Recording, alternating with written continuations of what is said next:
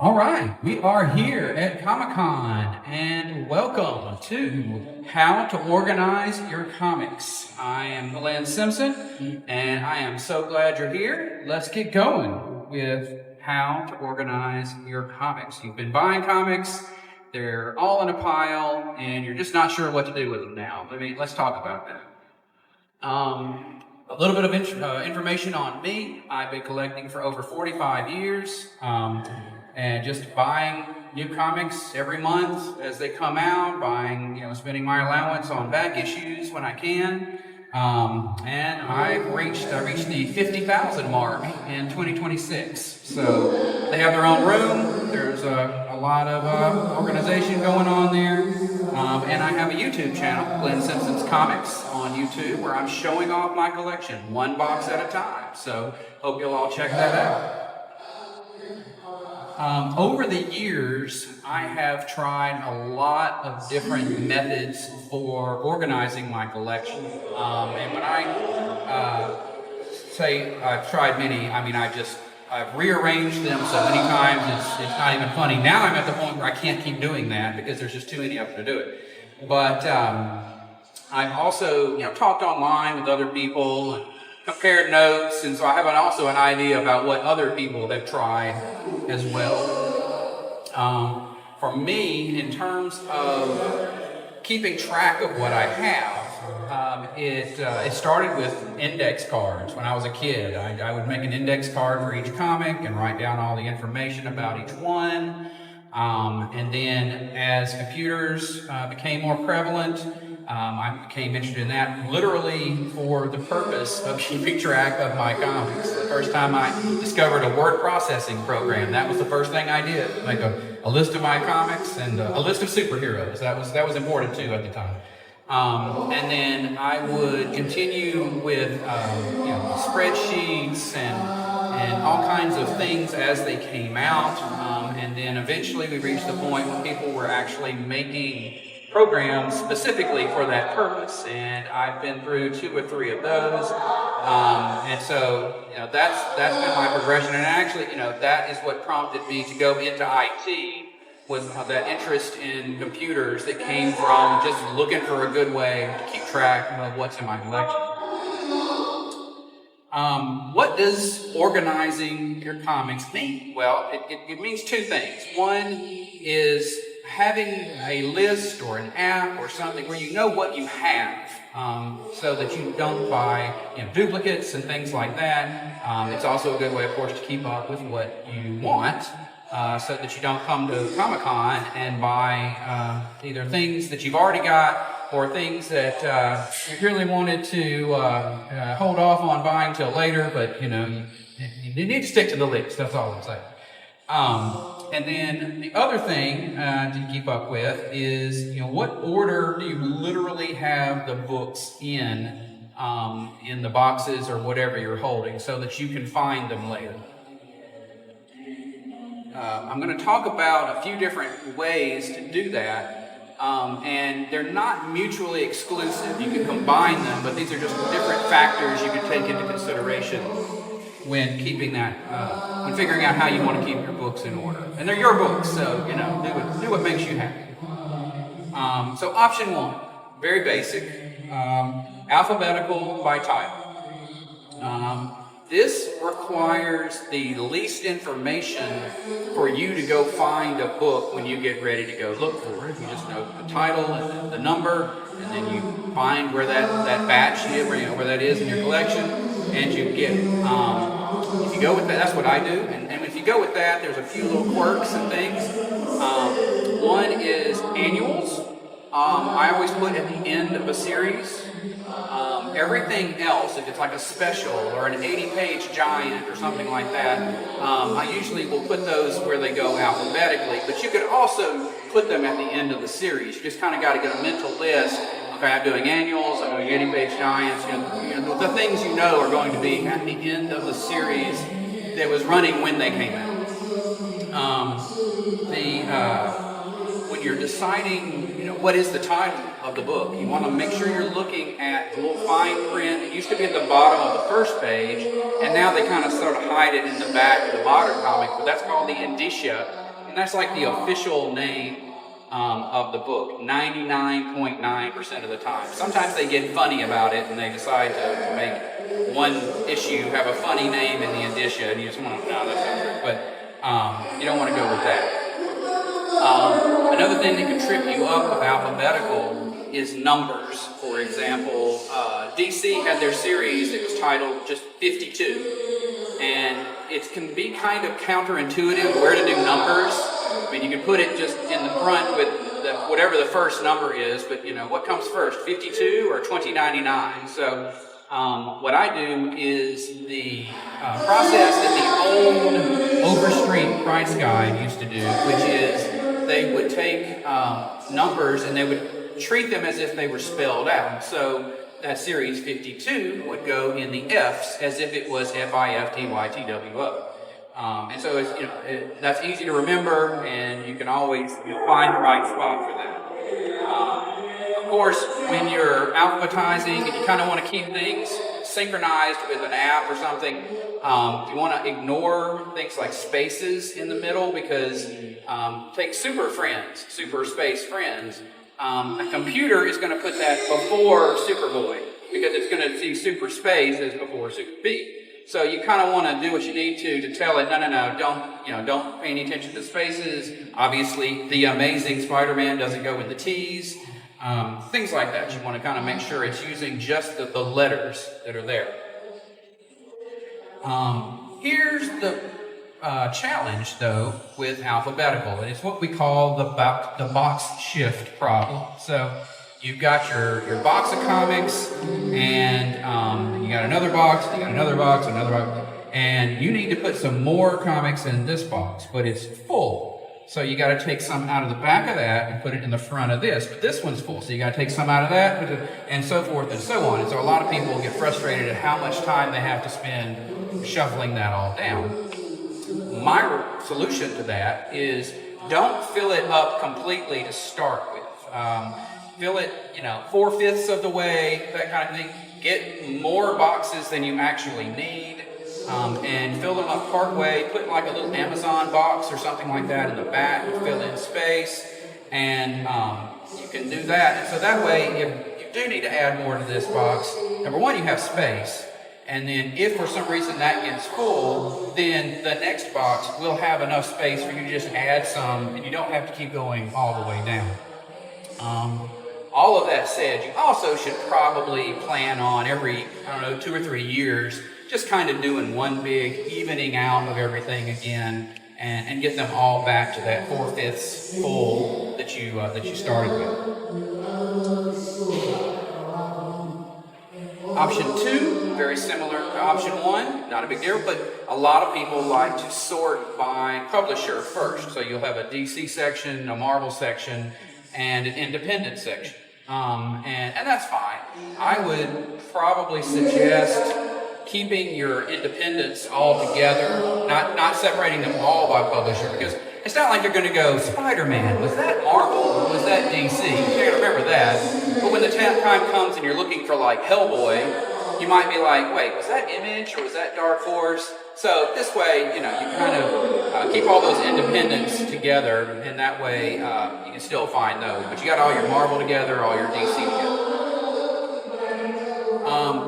Probably the most tempting method is together by character, because it gets kind of weird and frustrating that in my storage, the room that I keep them in, Iron Man and Invincible Iron Man are over here, but Tony Stark Iron Man is over here, or Action Comics is over here, but Superman is over there. And it does seem like you would want to put them all together, all the stuff that has the same character. But there can be some quirks in that. I mean, you can do it, but the thing you have to figure out how you're going to handle it. For example, Batman and the Outsiders. Is it Batman or is it Outsiders? If you say it's Batman, that's fine, but then these other series, it was just Outsiders. Where's that going to go? Are you going to put it with Batman? Or are you going to remember that you put Outsiders with Batman? So that's kind of an exception or something you have to deal with. Adventure Comics. It never had a steady characters, it would always do separate different characters all the time. So, where are you going to put that? Detective Comics, you might say, oh, well, that's Batman, right? Well, Green Arrow had a backup in Detective Comics for a long time. So if you put put Detective Comics over here with Batman, then all those Green Arrows, or did I say Green Arrow stories are not going to be with the Green Arrow. Brave and the Bold, that's a Batman team-up book, right? Well, it started off that way. In fact, the Justice League first appeared in Brave and the Bold 28. So if you did go back that far, then it's not really a Batman book anymore. Marvel team-ups, Spider-Man team-ups, right? Well, not every issue was a Spider-Man team-up. So you can do this. You just kind of have to make some calls, make some decisions about where you're going to, which character you're going to put these under. It's at this point that you definitely need an app. Like prior to what we got to this point, you could probably find it if you just knew the title and the number and maybe the publisher. But if you're going to start, putting them by character and things like that, you need to know what app, where things are. You need to have an app to list that in. The two leaders are CLZ and League of Comic Geeks. I use CLZ. I played a little with League of Comic Geeks. It's a little more focused on reviews of books. So if you're interested in seeing what other people thought of this comic, then League of Comic Geeks is probably for you. CLZ is a little more hard information, but it's also a little more expensive, as I understand it. So, especially if you want to pay the extra to get the price guide information. So, decisions to be made. You could also still use a spreadsheet, that kind of thing. This is, as we get into these other methods, this is a good place where you want to have a way of keeping. You definitely want to have that app listing which box the book is in, if nothing else. Speaking of the app, another option you have for organizing them is just when you enter the books into the app, it's going to naturally put them in some order. And so you just put your comics in the boxes in the same order that they're in the app. And that way you're not having to think about it. Now, if it's not intuitive, then you might have to go to the app to say, where was this again? But it's certainly doable. You don't have to think about it as much. It's just wherever the app puts it, that's where you put it. You can, in these apps, manipulate the order that they show up if you want. For example, CLZ does this thing, it drives me nuts. So let's take the very first Batman series, the 1940 original Golden Age series. It refers to it as Batman, space, Vol.1. And when it alphabetizes the titles, it actually literally takes that comma volume 1, and so it puts it towards the end where things beginning with punctuation would be. That comma throws it off. So what I do, because I know the CLZ will let you do it, is I go in and I modify that order. So instead of it being comma volume 1, it's just Batman 1. And what that does is it puts Batman back at the beginning of all the Batman books instead of towards the end. It's just that makes more sense to me. Some people, probably people who really like to go back and reread things that they've bought, you might want to do storyline. So you've got all your Crisis on Infinite Earths books together, you've got all of your Secret Wars together, you've got all your Infinity Gauntlet books together, you got all your Identity Crisis tie-in, everything's together. So then if you get ready to go back and read it, you're not having to pull stuff out of different boxes. It's just all right there together. Now, I don't know what you do when it's not an event, but I guess you kind of kick back to one of the other methods we talked about. But it's definitely something you can do. Obviously, again, you need to kind of have the information in your app about which box did you put that in so that you can find it later. Option 6 is one I have done before. It's chronological by cover date. Every comic book, of course, has a cover date, February 1976, whatever. And you basically go through and you put everything from, January 1976 together. then February 76, then March and April and so forth. And you can mostly fill up the box because depending on how many back issues you buy, I mean, you've got it all, that's all done. So then you have at the end, you have your box where you're putting your new comics in every month. And you're just take that Magic Comics, put them in the end, and there you go. Now, the con to this, the bad side to this, is of course, if you're looking for a complete run of something, then you might have a hard time finding it. If you want to reread a series, you might, you got to go to each little spot and pull out that book. But it can be kind of interesting.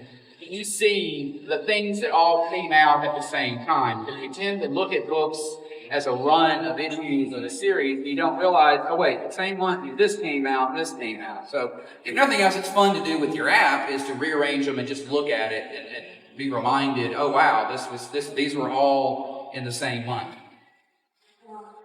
Now, a lot of this kind of assumes that somebody that buys like a series of books or maybe a lot of keys. But there's some people that, they have an interest and that's what the guide they're purchasing. So, I've heard of a guy, he likes tennis.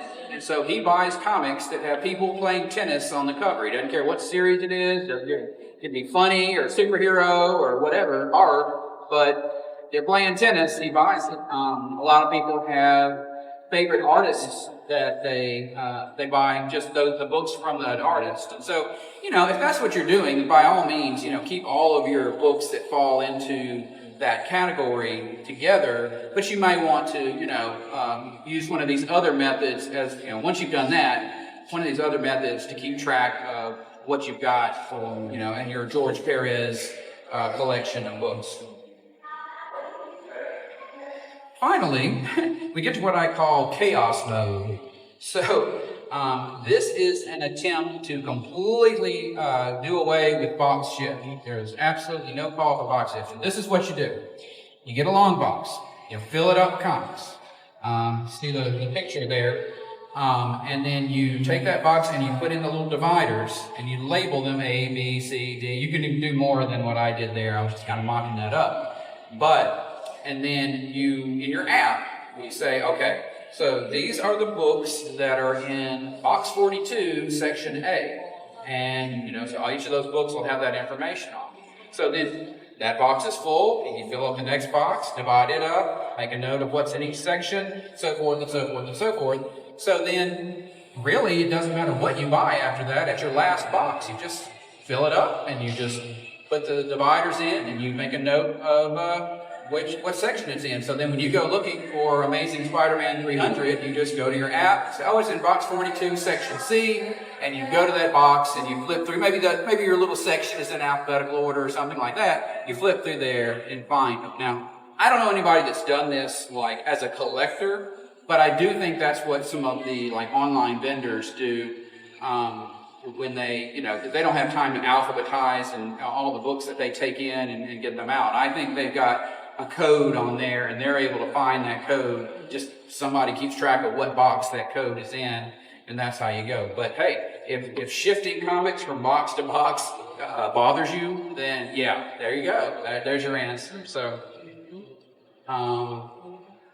legacy numbering, for those who don't know, what happens is as a way of promoting sales, Marvel, DC, some of the others, you have a long-running series, and then they will end it, and then they will start over with issue 1, and then that will run for a while, and they'll maybe start it over again at number 1. But as a marketing thing or as a sales boosting thing, the other thing they'll do occasionally is they'll go to legacy numbering, this is the number that this book would have been if we had never started back at number 1. So when they get close to like 500, 600, something like that, it's an excuse to do a nice thick extra book. I personally, what I do when that happens is I just kind of keep things chronological. There are some people, when it jumps to the legacy numbering, they'll take those and they'll put it with the original series. But I like to just ignore the fact there's a big jump in the numbers and just kind of keep it with the series that it was on when it jumped to that number. Either one works, just whatever kind of makes the most sense to you in your head. Not every comic book fits that normal comic book size. You have digests, which are kind of about like that. And I have a bunch of those, and I kind of put them in their own box, because you could put them down in a regular box, but they're so thick, and it just feels like it's hard to judge how many books you put in each box, because those are totally throwing it off. So I've got a separate box for the digest. Top loaders are protective plastic cases that you can put comics in. They're called top loaders because the top is open and you just slide it down. They have them for cards and things like that as well. I accidentally bought a bunch that don't fit in a regular comic box. But I'm kind of glad I did, because what I wound up doing was getting some separate boxes that were a little bigger, and those go in there, and my most valuable comics go in those top loaders and go in those boxes. So if there's ever a fire, everybody in my family knows, go grab the ones out from under the cart, because that's the most important one. So something to think about there. Tabloids are like this, and you have graphic novels, which are a little bit bigger, like Marvel graphic novels, that are a little bit bigger than a normal comic. Those are kind of hard to deal with because they're just a weird size. Obviously, they can't go in the regular box. A couple of things you can do: you can kind of slide the graphic novels like down the side of a box, or just get a different box. You can take a short box and turn it on its side, and then put them in that way, just to have somewhere to put them. Graded books, so you'll see them out on the floor. They've been professionally graded, and they're in this hard plastic case. They are bigger at this point than a normal comic, but they do sell boxes that are just for those bigger books. Trade paperbacks, the reprinted collections.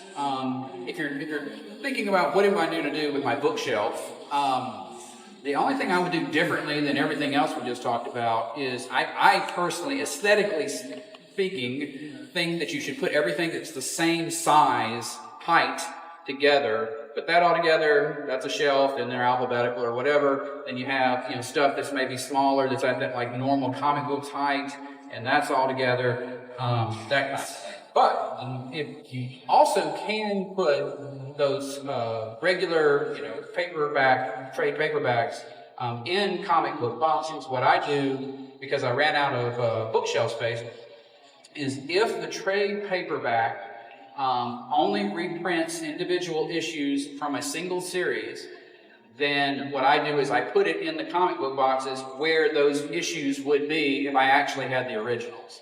And it's just another place to, a way to redistribute those when I ran out of space. So things to think about there.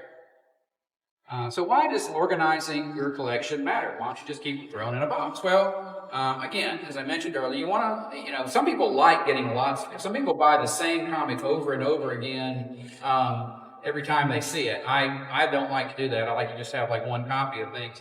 So this helps you avoid getting duplicates, having an app, having a list, having what you got, and having a list of what you want also as a sidebar there.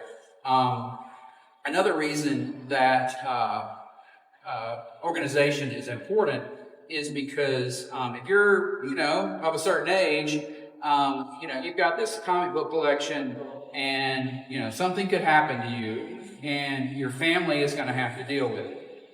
What you want to do is make it as easy for them as possible to deal with that, and having it all in nice order and having an app that goes with it will really help when the time comes they're looking for somebody to come by them. That person can see the list, or they can send the list to somebody ahead of time, that kind of thing, so that you're not creating that problem for your family.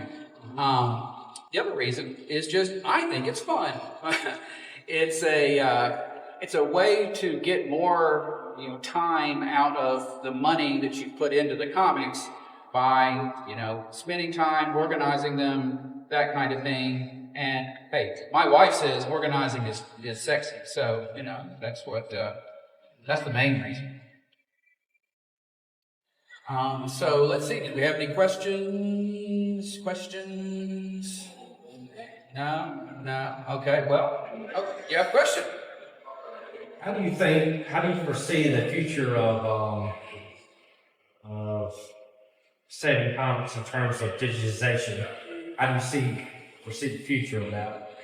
The digitizing the digital comics is, I don't think it's going anywhere. I mean, it's riding right along with movies and TV shows. For those who don't know, comic books today work basically like TV shows and movies. So every week when the new comics come out in the comic book shop, there are digital versions that you can buy on like Kindle. And then there are also apps similar to, in the sense of Netflix, where you pay one price every month. There are also those for comics. So Marvel has an app. You pay a subscription fee every month. You're like 3 or 4 months behind, something like that, of the latest editions. But it's a reasonable price. A lot of people do that. I don't think we're going to get completely away from the physical media, mainly because I think there's a collector mentality to it. We still see people collecting, glass bottles and all kinds of things that are physical. And also we've got those people, there's a movement out there that, of people wanting to keep having physical media, because if Amazon goes under or whatever, or decides that you don't really own that movie anymore, then you don't have it anymore. Whereas if you've got a DVD, nobody can take that away from you. So I think the world is still hanging on to physical media there, so should be, I think we're good there. How much time do I have left? I have a few minutes. Just stop me if I'm going too long. Thought I'd bring out just some miscellaneous stuff. We've got, what about bags and boards? When the bags that you can buy on Amazon, you just go to Amazon, comic bags, those are called polypropylene, and they are good to go for most of your collection. They're the basic thing that everybody uses, and make sure I'm not going over. Yeah. And they are good for about 5-6 years. Probably after that, you probably ought to replace them, or at least you can do what I do and keep track of what your books are worth. Not to be obsessive about it, but those are the ones you might want to change the bags on, the higher price ones. There is also OPP. Yeah, you know me. No. There is OPP, which is a type of similar type of plastic. It's chemically the same thing, but they do something to it, and it comes out more rigid.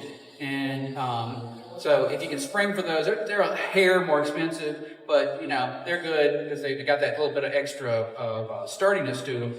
And then, of course, the creme de la creme are Mylar, which is a completely different kind of plastic.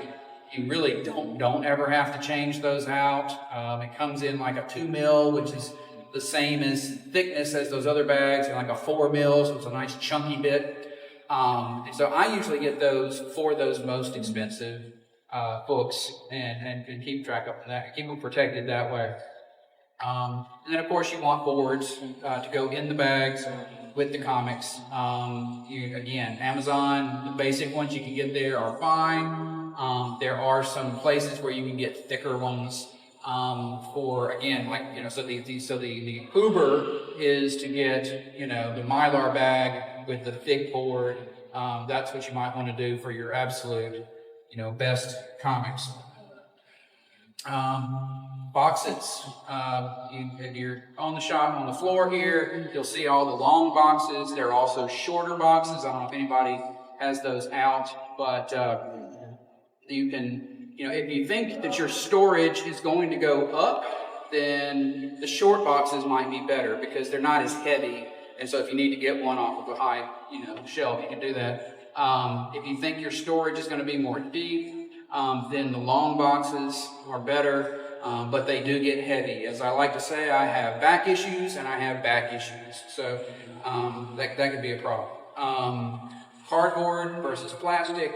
Your basic box is that hard cardboard. They also make, I don't see them very often, I don't know where you get them, but they're actually similar to the cardboard, the white cardboard, but they are a plastic, corrugated plastic, and those can be they're more expensive, but they're kind of cool.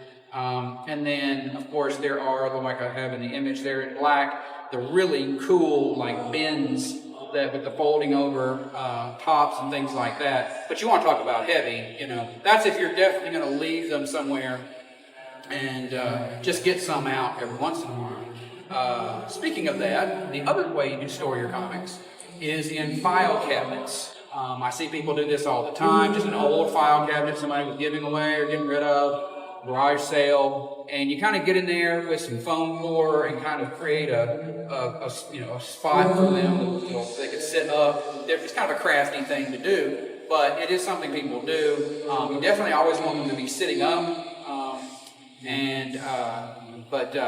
It wouldn't really work for me because I do take the comics from the comics room to my desk a lot, and so obviously wheeling the filing cabinet would not be practical. But for somebody that's just going to kind of leave them there, just get a few out at a time or whatever, it's actually an option that you can do. One last miscellaneous comic book subject. You hear a lot about third-party grading.